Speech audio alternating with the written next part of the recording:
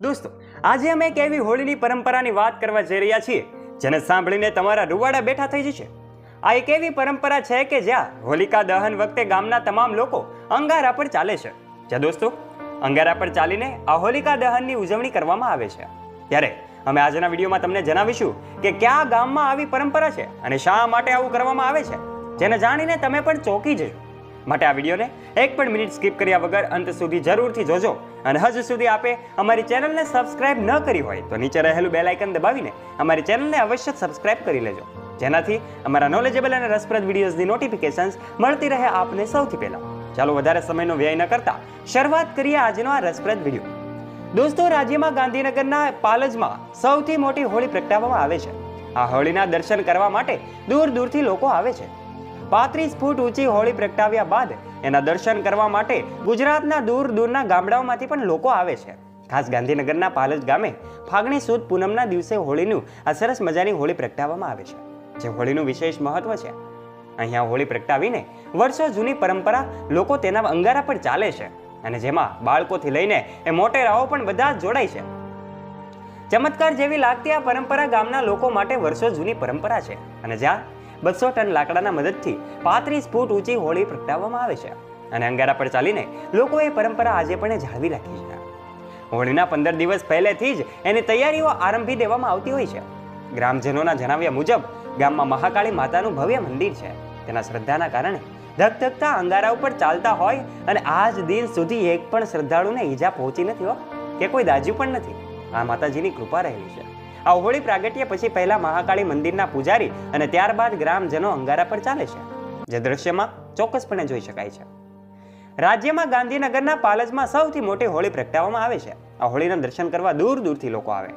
35 ફૂટ ઊંચી હોળી પ્રગટાવ્યા બાદ એના દર્શન કરવા માટે ગુજરાતના દરેક ગામડાઓમાંથી લોકો આવે અને ખાસ ગાંધીનગરના પાલજ ગામે આ ફાગણી સુદ એમ કહેવાય કે પૂનમના દિવસે હોળી પ્રગટાવાય છે, જ્યાં 200 ટન લાકડાની મદદથી 35 ફૂટ ઊંચી હોળી બનાવવામાં આવે છે અને એને પ્રગટાવવામાં આવે છે. 7,000ની વસ્તી ધરાવતા આ ગામમાં હોળીના દિવસે એ દરમિયાન લાડવા બનાવીને ઉજવણી કરવામાં આવતી હોય છે. હોળીના પ્રાગટ્ય માટે 10 દિવસ પહેલા જ તૈયારીઓ આરંભી દેવામાં આવતી હોય છે. ગામના યુવાનો 200 થી 300 ટન લાકડા ભેગા કરીને ગામના પાદરે 35 ફૂટ ઊંચી હોળીને પ્રગટાવવા માટેની એક વ્યવસ્થા કરાઈ છે. એટલું જ નહીં દોસ્તો, ગામના 80 જેટલા યુવાનો 15 દિવસ પહેલેથી લાકડા શોધીને ભેગા કરે છે. હોળીને પ્રગટાવવા માટે ગ્રામજનો કેરી મહુડો અને રાયસના ડોડાનો હાર બનાવીને લાવે છે. હોળી હોમી દે છે. આ હોળી પ્રગટાવ્યા બાદ લોકો 7 વાર પ્રદક્ષિણા કરે છે. અંગારાઓ સૌપ્રથમ મહાકાળી માતાજીના પૂજારી અંગારા પર ચાલે છે. તેમની પાછળ જય મહાકાળીના નાદ સાથે ભક્તો ચાલે છે. એક માન્યતા મુજબ હોળીના પ્રગટાવ્યા બાદ તેની જ્વાળાઓની દિશાથી અવારનવાર આવનાર વર્ષ કેવું જાય છે એની ભવિષ્યવાણી કરવામાં આવતી હોય છે. આ પાલજ ગામમાં વર્ષો જૂની પરંપરા આજે પણ અકબંધ રહી છે. જૂની પરંપરા મુજબ ગામમાં 200 ટન લાકડાની મદદથી 35 ફૂટ ઊંચી હોળીને પ્રગટાવવામાં આવે છે. તો અંગારા પર ચાલવાની પ્રથા આજે પણ લોકોએ જાળવી રાખી છે અને હોળીના પર્વને લઈને રાજ્યમાં ઠેર ઠેર હોલિકા દહન કરવામાં આવી રહ્યું છે. ત્યારે રાજ્યની સૌથી મોટી હોળી એટલે કે ગાંધીનગરના પાલજમાં પ્રગટાવવામાં આવેલી આ હોળી છે. પાલજના એ શાસ્ત્રોક્ત વિધિ સાથે હોલિકા દહન કરવામાં આવ્યું હતું.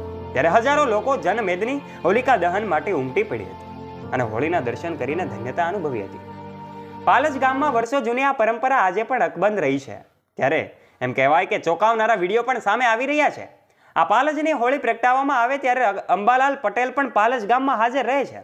જી હા દોસ્તો, આ એ જ અંબાલાલ પટેલ છે કે જેની આગાહીથી આજે સમગ્ર ગુજરાતમાં હવામાન વિભાગની આગાહી કરવામાં આવે છે અને એની આગાહીઓ ઘણી વખત સાચી પણ પડતી હોય છે.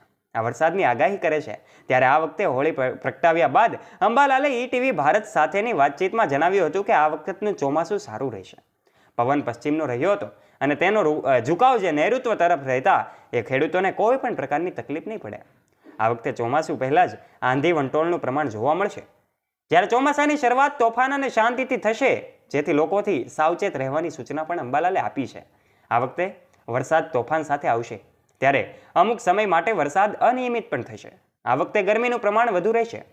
માર્ચ મહિનામાં 40-41 ડિગ્રી સુધી તાપમાન પહોંચવાની શક્યતા છે.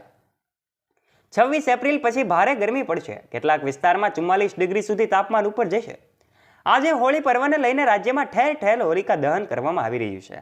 ત્યારે આ ગાંધીનગરના પાલજ વિસ્તારની હોળી ખૂબ ચર્ચામાં આવી છે.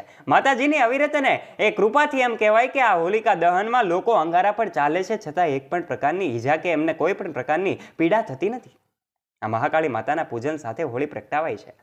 રાજ્યભરમાં હોળીના તહેવારની ઉજવણી જ્યારે થતી હોય ત્યારે ગાંધીનગરના પાલજ ગામમાં આશરે 700 વર્ષ જૂની આ પરંપરા અનુસાર હોળી પ્રગટાવવામાં આવે છે.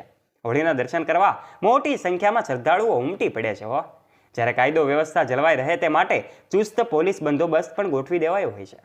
અહીં 30 થી 35ની સાઇઝની હોળી પ્રગટાવવામાં આવી છે, જેની જ્વાળા 100 ફૂટ ઊંચે જતી હોવાથી અલૌકિક નજારો જોવા મળે છે. અને આ અલૌકિક નજારાને જોવા માટે હજારોની જનમેદની ઉમટી પડે છે.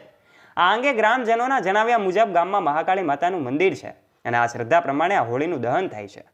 હોળીના પ્રાગટ્ય માટે 10-15 દિવસ અગાઉ તૈયારીઓ આરંભી દેવાતી હોય છે. ત્યારે આ દિવસે એક ગામમાં મેળો પણ ભરાતો હોય છે, જેમાં આજુબાજુના ગામ અને જિલ્લાઓમાંથી શ્રદ્ધાળુઓ મોટી સંખ્યામાં ઉમટી પડે છે. એક માન્યતા મુજબ હોળીના પ્રગટાવ્યા બાદ તેની જ્વાળાઓની દિશાના આવનારું વર્ષ નક્કી થાય છે, જેની ભવિષ્યવાણી કરવામાં આવે છે. મેં કીધું એમ અંબાલાલ પટેલ પણ આ હોલિકા દહનના ઉજવણીમાં જ્યારે સહભાગી બન્યા છે અને આ અંબાલાલ પટેલે આવનારા વર્ષ માટેની આગાહી પણ કરી છે. ત્યારે દોસ્તો, આ હોલિકા દહનનો વિડીયો પણ સોશિયલ મીડિયામાં ખૂબ વાયરલ થઈ રહ્યો હોય છે. ત્યારે આ ગાંધીનગરના પાલજ ગામે ખરેખર માતાજીની અવિરત કૃપાથી જ આ શક્ય બનતું હોય છે. કારણ કે અંગારા પર ચાલવું એ કોઈ નાની વાત નથી. આપણા રૂવાડા બેઠા થઈ જાય કે જ્યારે આવી વાતો સાંભળતા હોઈએ. ત્યારે આ અંગારા પર ચાલીને જ્યારે હોલિકા દહન કરવામાં આવતું હોય છે ત્યારે ખરેખર એ માતાજીની કૃપા રહેલી હોય છે. આમ આ ગાંધીનગરના પાલજમાં જ્યારે આ હોળીનું સેલિબ્રેશન, હોળીની ઉજવણી થતી હોય ત્યારે ગુજરાતના દરેક ગામડાઓમાંથી પદયાત્રીઓ ત્યાં હોળીનો લાહવો લેવા માટે પધારે છે. ત્યારે આ પાલજ ગામની હોળી વિશે તમારું શું કહેવું છે? આપ આ વિશે કંઈ મંતવ્ય આપવા માંગતા હોય તો આપનો મત પણ કોમેન્ટ બોક્સમાં આવકારીએ છીએ. આપ કોમેન્ટ કરીને આ વિશે વિશેષમાં માહિતી આપી શકો છો. અને વધારેમાં આ વિડીયો વિશે શું કહેવું છે એ પણ અમને ચોક્કસથી જણાવજો. અને આપનો મત કોમેન્ટ બોક્સમાં જરૂરથી લખજો. અને હેપી હોલી લખવાનું ચૂકતા નહીં, કારણ કે આજે જ્યારે આપણે હોલીની સેલિબ્રેશન કરતા હોઈએ ત્યારે હેપી હોલી લખવું ખૂબ જરૂરી છે. ત્યારે મિત્રો, આ વિડીયોને લાઇક કરી દેજો અને દરેક ગ્રુપમાં શેર કરજો કે જેના સુધી આ તમામ ભક્તોની, આ તમામ હોલિકા દહનની ઉજવણી કરતા શ્રદ્ધાળુઓની એ આસ્થા દરેક લોકો સુધી પહોંચે. એ જ ભાવ સાથે આપ સૌને વિનંતી છે, વિડીયોને લાઇક કરી દેજો અને ચેનલ પર હજુ સુધી આપ નવા છો તો આપ ચેનલને નીચે રહેલું બેલ આઇકન દબાવીને અવશ્ય સબસ્ક્રાઇબ કરી લેજો, જેનાથી અમારા નોલેજેબલ અને રસપ્રદ વિડીયોઝની નોટિફિકેશન્સ આપના સુધી પહોંચતી રહે સૌથી પહેલાં. ચાલો દોસ્તો, ફરી મળીશું એક નવા વિડીયો સાથે. ત્યાં સુધી આપ સૌ દોસ્તોને ધૂ ધ્રુવિલના જય હિન્દ, જય ભારત.